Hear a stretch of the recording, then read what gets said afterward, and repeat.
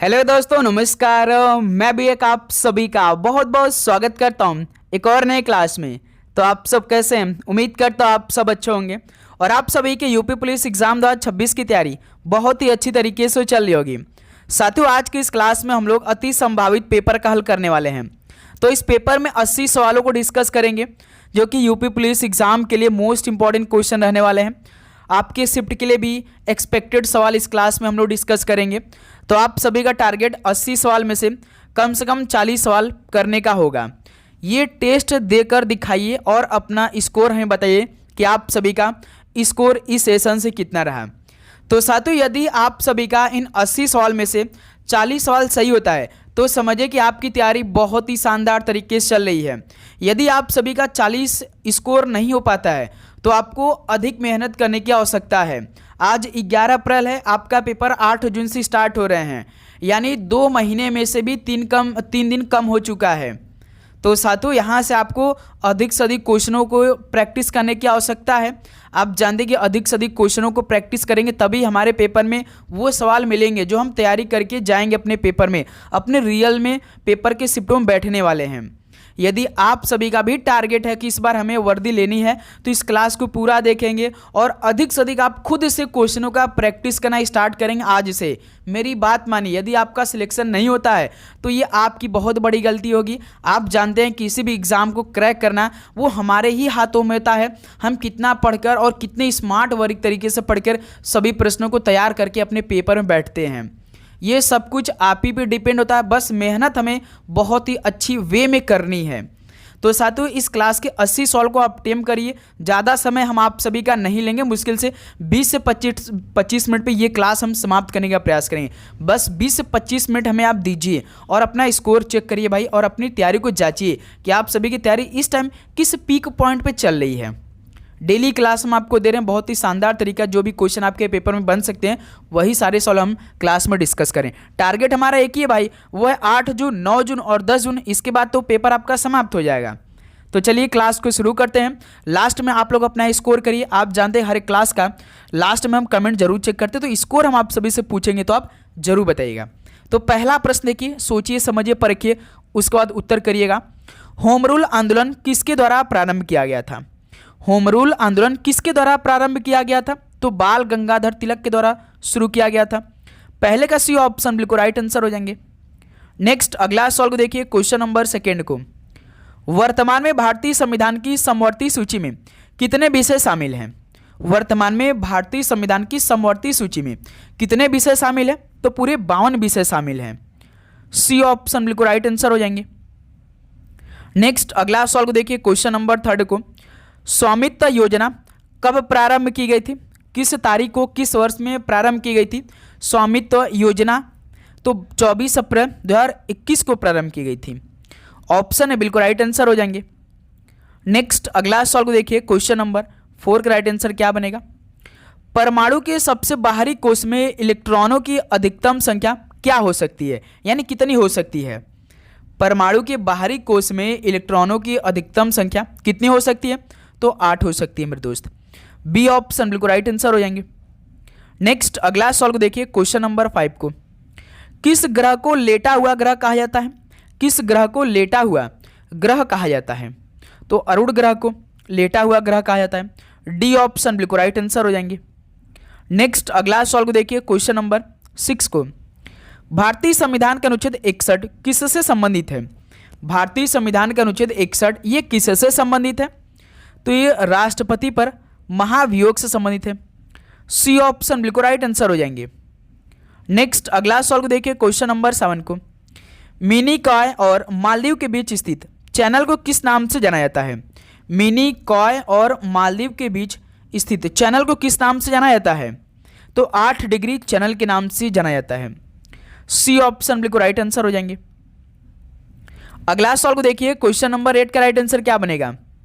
Grand trunk road किसने बनवाया था? साथियों, ग्रांड ट्रंक रोड किसने बनवाया था? तो शेरशाह सूरी ने बनवाया था। सी ऑप्शन बिल्कुल राइट आंसर हो जाएंगे। आप सभी प्रश्नों का उत्तर करिएगा। आपको किसी भी प्रश्न का उत्तर आए या ना आए तो साथियों, क्योंकि एक भी सवाल पे आप सभी का नेगेटिव मार्किंग नहीं होगा। यदि आप सभी प्रश्नों का उत्तर करेंगे तो आपका हर एक सवाल पे और भी इंटरेस्टिंग बढ़ेगा। ओके मेरे दोस्त, देखिए, और आप सभी को यूपी पुलिस एग्जाम 2026 में सिलेक्शन लेना है तो टेस्ट कितना अधिक महत्वपूर्ण होता है। तो पहले ये 10 टेस्ट सीरीज लगाई। यदि आप ये 10 टेस्ट सीरीज लगा लेते हैं तो समझिए आप पूरे नए 1500 क्वेश्चन तैयार कर लेंगे। इसके अलावा हम आप सभी को GK, UP GK, Hindi, math, reasoning, current affair के डिटेल सोल्यूशन के साथ विथ चैप्टर वाइज सारा क्वेश्चन प्रोवाइड कर रहे हैं। तो साथियों, आपको एग्जाम से पहले इसे तैयारी करनी है।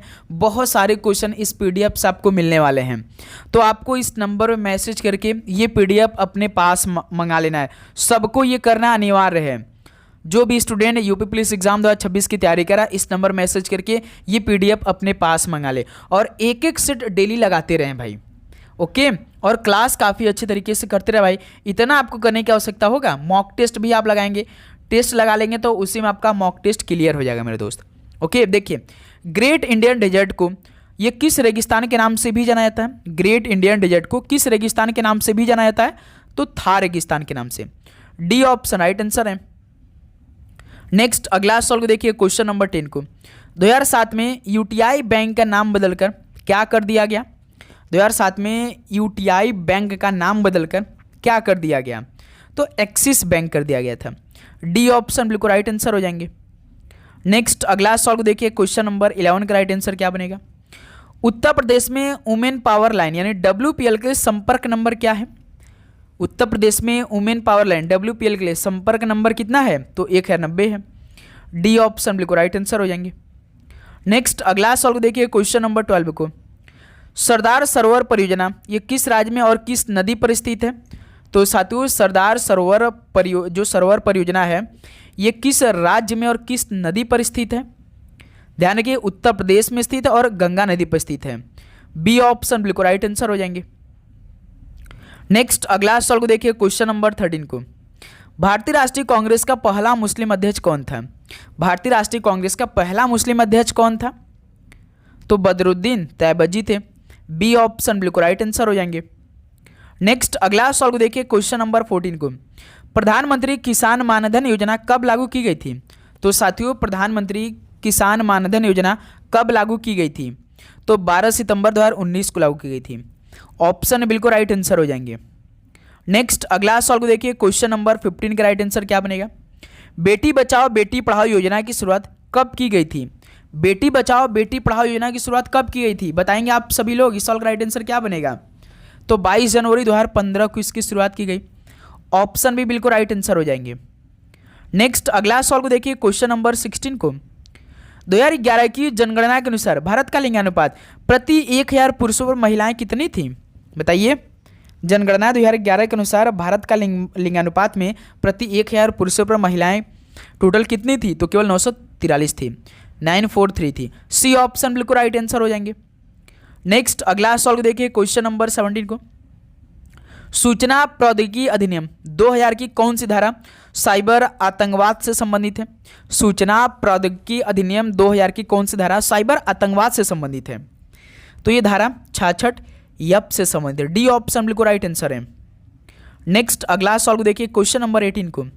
नीति आयोग का उपाध्यक्ष किसके द्वारा नियुक्त किया जाता है? साथियों, नीति आयोग का उपाध्यक्ष किसके द्वारा नियुक्त किया जाता है? तो प्रधानमंत्री के द्वारा। बी ऑप्शन बिल्कुल राइट आंसर हो जाएंगे। नेक्स्ट अगला सवाल को देखिए, क्वेश्चन नंबर 19 को। अम्लीय वर्षा का पीएच मान सामान्यतः कितना होता है?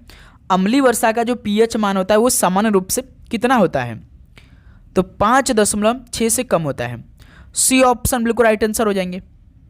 नेक्स्ट अगला सवाल को देखिए, क्वेश्चन नंबर 20 को। भारत में इनमें से किस संस्था द्वारा 1 रुपये के करेंसी नोट और सिक्के निर्गत किए जाते हैं? भारत में किस संस्था द्वारा 1 रुपये के करेंसी नोट और सिक्के निर्गत किए जाते हैं? तो वित्त मंत्रालय के द्वारा। सी ऑप्शन बिल्कुल राइट आंसर हो जाएंगे। अगला सवाल को देखेंगे, क्वेश्चन नंबर 21 को। साइलेंट वैली राष्ट्रीय उद्यान कहाँ अवस्थित है? साइलेंट वैली राष्ट्रीय उद्यान ये कहाँ पर अवस्थित है? तो ये केरल राज्य में स्थित है। ऑप्शन भी बिल्कुल राइट आंसर हो जाएंगे। अगला सवाल को देखिए, क्वेश्चन नंबर 22 को। दशावतार मंदिर किस शैली में निर्मित है? तो साथियों जो दशावतार मंदिर है ये किस शैली में निर्मित है? तो ये पंचायतन शैली में निर्मित है। बी ऑप्शन बिल्कुल राइट आंसर हो जाएंगे। तो साथियों यदि आप चैनल पे नए हैं तो चैनल को सब्सक्राइब करके नोटिफिकेशन को भी ऑन कर लेंगे, क्योंकि इस तरह का डेली आपको क्लास मिलेगी और पूरे एग्जाम तक मिलने वाली है। हमारा टारगेट है कि इस बार भाई जितने भी इंपॉर्टेंट क्वेश्चन बन सकते हैं जीके हिंदी में हम आपको पूरा कराएं भाई, एक भी क्वेश्चन छोड़े नहीं, क्योंकि जीके हिंदी से पूरा लगभग 150 नंबर के प्रश्न आप सभी से पूछा जाने वाला है। सुबह 8 बजे आप जानते हैं मॉडल पेपर हमारा चलता ही चलता है, तो इसलिए भाई चैनल को आप सब्सक्राइब करके नोटिफिकेशन को ऑन कर लीजिए। ओके, क्वेश्चन नंबर 23 देखिए, महात्मा गांधी काशी विद्यापीठ की स्थापना किस वर्ष में की गई थी? महात्मा गांधी काशी विद्यापीठ की स्थापना किस वर्ष में की गई थी? तो 1921 में की गई थी। ऑप्शन से बिल्कुल राइट आंसर है। नेक्स्ट अगला सॉल्व देखिए क्वेश्चन नंबर 24 को, आगरा घराना किस संगीत शैली से संबंधित है? साथियों आगरा घराना किस संगीत शैली से संबंधित है? तो ये ध्रुपद और ख्याल से संबंधित है। बी ऑप्शन बिल्कुल राइट आंसर हो जाएंगे। नेक्स्ट अगला सॉल्व देखिए क्वेश्चन नंबर 25 को, शाकुंभरी देवी मेला कहाँ आयोजित किया जाता है? शाकुंभरी देवी मेला ये कहाँ पर आयोजित किया जाता है? तो ये सहारनपुर में। ऑप्शन है बिल्कुल राइट आंसर हो जाएंगे। नेक्स्ट अगला सॉल्व देखिए क्वेश्चन नंबर 26 को, 35वें ओलंपिक खेलों का आयोजन कहाँ और कब होगा? बताइए, ये इंपॉर्टेंट सवाल है भाई, ये करंट अफेयर में सॉल्व पूछा जाएगा। 35वां ओलंपिक खेलों का आयोजन कहाँ और कब होगा? तो ये ब्रिस्बेन में होगा 2032 में। तो डी ऑप्शन बिल्कुल राइट आंसर हो जाएंगे। नेक्स्ट अगला सॉल्व देखिए क्वेश्चन नंबर 27 को, काली मृदा ये किसके लिए उपयुक्त होती है, यानी किस खेती के लिए काली मृदा सबसे बेस्ट होती है? तो कपास की खेती के लिए। ऑप्शन है बिल्कुल राइट आंसर हो जाएंगे। नेक्स्ट अगला सॉल्व देखिए क्वेश्चन नंबर 28 को, फुटबॉल मैच की अवधि नियमित समय में कितनी होती है? फुटबॉल मैच की जो अवधि होती है वो कितनी होती है? नियमित समय की बात कर रहा है, तो केवल 90 मिनट का होता है। ओके, ऑप्शन बिल्कुल राइट आंसर हो जाएंगे। कभी कभी 3 से 4 मिनट अधिक हो जाता है, लेकिन नियमित समय में पूछा भाई। क्वेश्चन नंबर 29 देखिए, उत्तर प्रदेश पुलिस के लिए मुख्य आपातकालीन हेल्पलाइन नंबर कौन सा है? बताइए, ये भी भाई कई बार आप बुला लेते होंगे, 112 नंबर फ़ोन कर दीजिए। डी ऑप्शन बिल्कुल राइट आंसर हो जाएंगे। नेक्स्ट अगला सॉल्व देखिए क्वेश्चन नंबर 30 को, विश्व में सर्वाधिक लवणता वाला सागर या जलाशय कौन सा है? विश्व में सर्वाधिक लवणता वाला सागर इनमें से कौन सा है? तो मृत सागर है। सी ऑप्शन बिल्कुल राइट आंसर हो जाएंगे। नेक्स्ट अगला सॉल्व देखिए क्वेश्चन नंबर 31 को, नारी शक्ति वंदन अधिनियम 2023 भारत के संविधान का कौन सा संशोधन अधिनियम है? नारी शक्ति वंदन अधिनियम 2023 भारत के संविधान का कौन सा संशोधन अधिनियम है? तो ये 106वां संशोधन है। ऑप्शन भी बिल्कुल राइट आंसर हो जाएंगे। नेक्स्ट अगला सॉल्व देखिए क्वेश्चन नंबर 32 को, अंतिम संस्करण जनगणना 2011 कौन से नंबर की जनगणना थी? साथियों अंतिम संस्करण जनगणना 2011 कौन से नंबर की जनगणना थी? तो ये 15वें नंबर की जनगणना थी। ऑप्शन बिल्कुल राइट आंसर हो जाएंगे। अगला सॉल्व देखिए क्वेश्चन नंबर 33 को, भारत का सबसे बड़ा नदी बेसिन कौन सा है? साथियों भारत का सबसे बड़ा नदी बेसिन इनमें से कौन सा है? तो गंगा नदी है। ऑप्शन बिल्कुल राइट आंसर हो जाएंगे। नेक्स्ट अगला सॉल्व देखिए क्वेश्चन नंबर 34 को, 19वीं सदी के सामाजिक सुधार आंदोलन में महिला सशक्तिकरण से जुड़ा आर्य महिला समाज किस वर्ष स्थापित हुआ? 19वीं सदी के सामाजिक सुधार आंदोलन में महिला सशक्तिकरण से जुड़ा आर्य महिला समाज किस वर्ष स्थापित हुआ? तो ये 1882 में स्थापित हुआ था। ऑप्शन बिल्कुल राइट आंसर है। नेक्स्ट अगला सॉल्व देखिए क्वेश्चन नंबर 35 को, निम्नलिखित में से किसे संविधान की आत्मा के रूप में वर्णित किया गया है? साथियों संविधान की आत्मा के रूप में किसे वर्णित किया गया है? बताएंगे आप सभी लोग। तो प्रस्तावना को। सी ऑप्शन बिल्कुल राइट आंसर हो जाएंगे। नेक्स्ट अगला सॉल्व देखिए क्वेश्चन नंबर 36 को, आधुनिक भारत में लॉर्ड कैनिंग के कार्यकाल की प्रमुख घटना कौन सी थी? आधुनिक भारत में लॉर्ड कैनिंग के कार्यकाल की प्रमुख घटना कौन सी थी? तो सर ये 1857 का जो पहला स्वतंत्रता संग्राम हुआ था। ऑप्शन बिल्कुल राइट आंसर हो जाएंगे। अगला सॉल्व देखिए क्या दे रखा है 37 नंबर, स्वतंत्रता संग्राम में महिलाओं की सक्रिय भागीदारी गांधी जी के किस आंदोलन से प्रमुख रूप से जुड़ी? स्वतंत्रता संग्राम में महिलाओं की सक्रिय भागीदारी गांधी जी के किस आंदोलन से प्रमुख रूप से जुड़ी थी? तो असहयोग आंदोलन, जो कि 1920-22 में हुआ था। तो इस सवाल का बी ऑप्शन बिल्कुल राइट आंसर हो जाएंगे। नेक्स्ट अगला सवाल देखिए क्वेश्चन नंबर 38 को, भारत के नियंत्रक एवं महालेखा परीक्षक सीएजी की नियुक्ति कौन करता है? तो साथियों भारत के नियंत्रक एवं महालेखा परीक्षक सीएजी की नियुक्ति कौन करता है?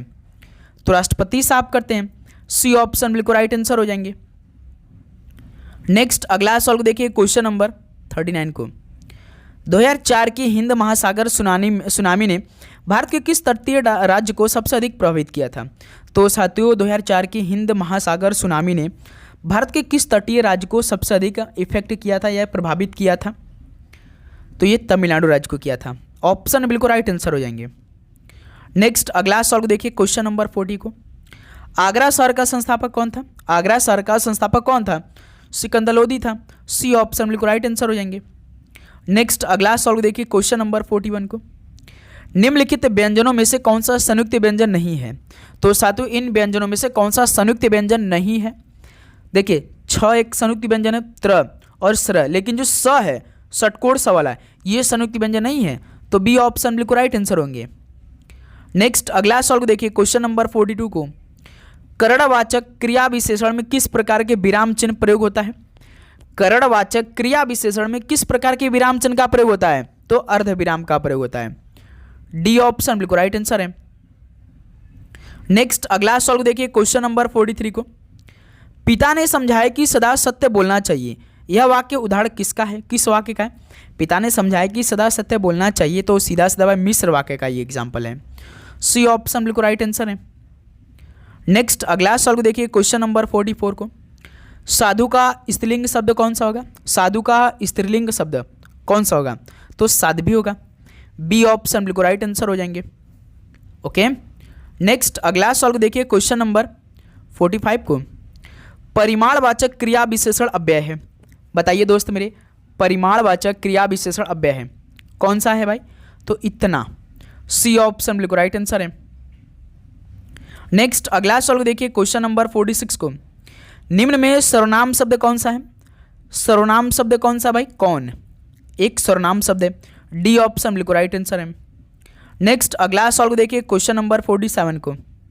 निम्नलिखित में से कौन सा शब्द विशेष है? तो साथियों कौन सा शब्द विशेष है इनमें? तो अनासक्ति एक शब्द विशेष है, तो ऑप्शन है बिल्कुल राइट आंसर हो जाएंगे। ओके चलिए दोस्त अगला सवाल कॉल करिए क्वेश्चन नंबर 48 को। हथियाना में कौन सी क्रिया है? हथियाना में कौन सी क्रिया है? तो नाम धातु क्रिया है, ध्यान रखिएगा। डी ऑप्शन बिल्कुल राइट आंसर हो जाएंगे।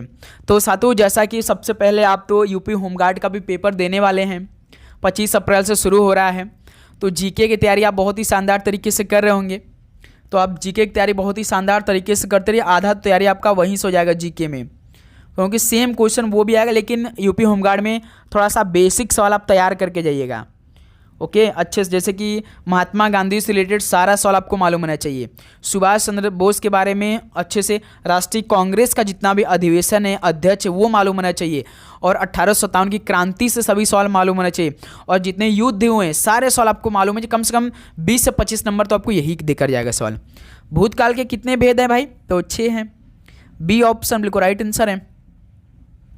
नेक्स्ट अगला सवाल को देखिए क्वेश्चन नंबर 50 को। गो का अनेकार्थी शब्द कौन सा है? तो गो का इंद्रिय है, ऑप्शन है बिल्कुल राइट आंसर है। नेक्स्ट अगला सवाल को देखिए क्वेश्चन नंबर 51 को। गरल शब्द का विलोम कौन सा नहीं है? गरल शब्द का विलोम कौन सा नहीं है? तो जल नहीं है। डी ऑप्शन बिल्कुल राइट आंसर हो जाएंगे। नेक्स्ट अगला सवाल को देखिए क्वेश्चन नंबर 52 को। गंगा को यह नहीं कहते हैं, क्या नहीं कहते हैं भाई बताइए? तो हैरम्ब नहीं कहते हैं। डी ऑप्शन बिल्कुल राइट आंसर हो जाएंगे। नेक्स्ट अगला सवाल देखिए क्वेश्चन नंबर 53 को। आगे हाथ न पीछे पगहा का अर्थ क्या है? आगे हाथ न पीछे पगहा का अर्थ क्या है? तो बंधन रहित यानी मुक्त। सी ऑप्शन राइट आंसर है। क्वेश्चन नंबर 54 देखिए। कौन सा तत्सम शब्द नहीं है? कौन सा तत्सम शब्द नहीं है? इंदु, दिनेश, मनोज ये तत्सम शब्द है, लेकिन रात तद्भव शब्द है, तो डी ऑप्शन राइट आंसर है। नेक्स्ट अगला सवाल को देखिए क्वेश्चन नंबर 55 को। निम्नलिखित में से किस बोली में कर्ता कारक का विभक्त चिन्ह ने प्रयुक्त नहीं होता? तो साथियों किस बोली में कर्ता कारक का विभक्ति चिन्ह ने प्रयुक्त नहीं होता है बताइएगा? तो अवधि में मेरे दोस्त। बी ऑप्शन बिल्कुल राइट आंसर हो जाएंगे। ओके नेक्स्ट अगला सवाल को देखिए क्वेश्चन नंबर 56 को। बुरे उद्देश्य से की गई गुप्त मंत्रण, इसके लिए एक शब्द क्या होगा? बुरे उद्देश्य से की गई गुप्त मंत्रण, इसके लिए एक शब्द क्या होगा? तो दुर्भी संधि कहलाएंगे भाई। सी ऑप्शन बिल्कुल राइट आंसर हो जाएंगे। नेक्स्ट अगला सवाल को हल करिएगा, क्वेश्चन नंबर 57 को।